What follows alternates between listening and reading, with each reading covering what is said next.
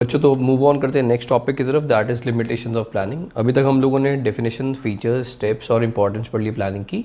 अब हम लोग स्टार्ट करें limitations of planning. Fine, limitations यार एक चीज़ हमेशा ध्यान रखना, बिजनेस स्टडीज़ में पूरे 8 चैप्टर्स में जहाँ पर भी लिमिटेशंस आएगी ना, वो समझ लेना कि थोड़ा सा ज़बरदस्ती वाले पॉइंट्स होते हैं। कभी कभी कॉन्ट्रडिक्शन लगता है कि हमने पहले कुछ और पढ़ा था, अब लिमिटेशन में हमें कुछ और पढ़ा रहे। तो ऐसा मान के चलना है यार कि एक टॉपिक ऐसा है जो ठीक है, जैसे वो लैंग्वेज लिख रहे हैं हमें वही लर्न करनी पड़ेगी, उसके अलावा कोई ऑप्शन नहीं है। कुछ कॉन्ट्रडिक्शंस आएंगे लेकिन हम लोगों को इग्नोर करना सीखना होगा। फाइन, लिमिटेशंस वाले टॉपिक में सिर्फ तो पढ़ना स्टार्ट करते हैं लिमिटेशंस ऑफ प्लानिंग। फर्स्ट है प्लानिंग लीड्स टू रिजिडिटी। देखो यहाँ पर ये क्या बोलते हैं, ये बोल रहे हैं कि प्लान्स वैसे जब हम लोग फॉर्मुलेट करते हैं और उसको इम्प्लीमेंट करते हैं, फाइन, उसके बीच में अगर बाई चांस कुछ ऐसा होता है जो हमारे कंट्रोल में नहीं है, तो उसके बीच में हम लोग प्लान्स को चेंज नहीं कर पाएंगे। फाइन, तो sometimes planning leads to rigidity.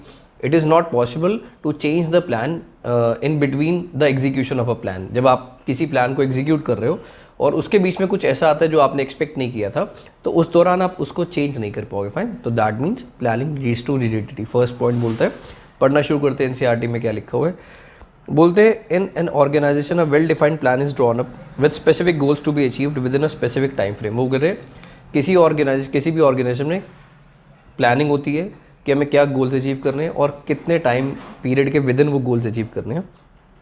These plans then decide the future course of action, है ना, और उसके बेसिस पर हमें कैसे एक्शंस लेने, हाउ टू बी डन, उस पर काम करना होता है कि अब हमें जो गोल्स है, हमें गोल्स की तरफ बढ़ना कैसे है। And managers may not be in a position to change it, और बीच में आप उसको मीनवाइल बीच में चेंज नहीं कर सकते। फाइन, जब आप कर रहे हो। इसके बाद बोलते हैं this kind of rigidity in plans create difficulty. तो बोल रहे ये चीज़ मुश्किलें पैदा कर सकती है। टोटली ज़बरदस्ती का पॉइंट था। सेकेंड पॉइंट की तरफ मूव ऑन करते हैं। प्लानिंग में not work in dynamic environment. Obvious सी बात है, आप प्लानिंग कर रहे हो ना, प्लानिंग में आप क्या करते हो, सारे ऑल्टरनेटिव्स को आइडेंटिफाई करते हो, इवैल्यूएट भी करते हो। तो यार आप भगवान थोड़ी ना बन गए। आपको ये थोड़ी ना पता है कि एक एक चीज़ आपने मेजर थोड़ी ना कर ली है, कि अभी भी ऐसी चीज़ें हो सकती है जो आपने कभी सोची ना हो। फाइन, तो लिखा है प्लानिंग में not work in dynamic environment, मतलब क्योंकि बहुत सारे फैक्टर्स हैं जो आपके कहीं ना कहीं बिजनेस को इफेक्ट करते हैं।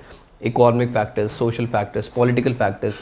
तो हो सकता है पॉलिटिकल इंस्टेबिलिटी हो जाए, जिसकी वजह से जो गवर्नमेंट के कुछ रूल्स थे आपके इंडस्ट्री के रिगार्डिंग वो चेंज हो जाए। एग्जाम्पल देता हूँ, अभी रिसेंटली आपने देखा बिहार में नीतीश ने बीजेपी से अलायंस तोड़ दिया। अब उसने दूसरी पार्टी से अलायंस करके सरकार बना ली। फाइन, तो अब जो बीजेपी जिस इंडस्ट्री को फेवर करती होगी, हो सकता है नीतीश उसको फेवर ना करे। Are you getting a point? तो कहीं ना कहीं एकदम से ऐसे चेंजेस आ सकते हैं जो आप सोच भी नहीं सकते। इकोनॉमिक चेंज आ सकते हैं। अभी देखो, जैसे 2-3 कंट्रीज़ के बीच में जैसे कोई वॉर शुरू हो जाता है, तो आपको पता है कि यार इम्पोर्ट एक्सपोर्ट बहुत ज़्यादा कॉस्टली हो जाता है। फाइन, तो कहीं ना कहीं उसका इफेक्ट आपकी चीज़ पर आ सकता है। अगर वो रॉ मटेरियल कहीं ना कहीं किसी और कंट्री से आता है जिसमें आप डील करते हो, तो हो सकता है आपकी चीज़ पर इफेक्ट आए और वो चीज़ें महंगी हो जाए जो आपने प्लान नहीं करी थी। Are you getting my point? तो प्लानिंग आपको सक्सेस से क्लोज तो ले जाती है, लेकिन ऐसा नहीं है कि आप जो भी चेंजेस होगा आप सबको इनकॉर्पोरेट कर सकते हो, ऐसा नहीं होता। तो प्लानिंग में not work in dynamic environment. पढ़ना स्टार्ट करते हैं। लिखा है the business environment is dynamic, nothing is constant. बहुत सारे चेंजेस हमारे बिजनेस में इफेक्ट डाल सकते हैं। इसके बाद बोले the environment consist of a number of dimensions. कौन कौन सी डायमेंशन होती है? Economic, political, physical, legal and social dimensions. ये हमने पढ़ा था 3rd चैप्टर में, बिजनेस इन्वायरमेंट में। इसके बाद बोलते हैं it becomes difficult to accurately access the future trend in the environment. आप एक्यूरेटली फ्यूचर में क्या ट्रेंड आने वाला है आप उसको एक्यूरेटली नहीं चेक कर सकते। If economic policies are modified और political condition in the country are not stable. वो एग्जाम्पल दे रहा है, अगर इकोनॉमिक इन्वायरमेंट में चेंज हो जाए, पॉलिटिकल इन्वायरमेंट में चेंज हो जाए, और there is a natural calamity, और हो सकता है कुछ नेचुरल आपदा आ जाए जिसकी वजह से आपके बिजनेस पर इफेक्ट आए, तो planning can not foresee everything. आप हर चीज़ नहीं चेक कर सकते। And thus there may be obstacles to effective planning, मतलब इन शॉर्ट रिस्क हमेशा रहता है चाहे आप जितने भी प्लानिंग कर लो। फाइन, इसके बाद मूव ऑन करते हैं 3rd point, planning reduces creativity. ये क्या बोलते हैं? ये यहाँ पर बोलते हैं कि प्लानिंग अल्टीमेटली टॉप लेवल करता है, आपको अच्छे से पता है। तो जो नीचे वाले जो मैनेजर्स होते हैं, अल्टीमेटली उनके पास ज़्यादा पावर्स नहीं होती कि वो प्लानिंग के साथ छेड़छाड़ कर सके, उनको सिर्फ इम्प्लीमेंटेशन करना होता है। तो अगर किसी का दिमाग, जो नीचे वाले मैनेजर्स हैं उनमें बहुत अच्छा दिमाग है, जिसमें किसी में कुछ बहुत अच्छी क्रिएटिविटी है, फाइन, तो उसके जो नए आइडियाज़ है ना, तो कभी कभी वो कहीं ना कहीं कंपनी में इंप्लीमेंट नहीं हो पाते due to stringent policies of company, due to strict policies of the company, कि कंपनी जल्दी से जूनियर मैनेजर्स की बात नहीं सुनती। काफ़ी सारी कंपनीज में ऐसा होता है, ऐसा ही बोलता है, लेकिन प्रैक्टिकली बहुत कुछ अलग होता है। ठीक है, तो ध्यान रखो ये यहाँ पर क्या बोल रहे हैं कि अगर प्लानिंग टॉप लेवल कर रहा है तो नीचे के जो मैनेजर्स हैं उनके पास ज़्यादा राइट्स नहीं होते कि वो प्लानिंग के साथ चेंज कर सके, छेड़छाड़ कर सके।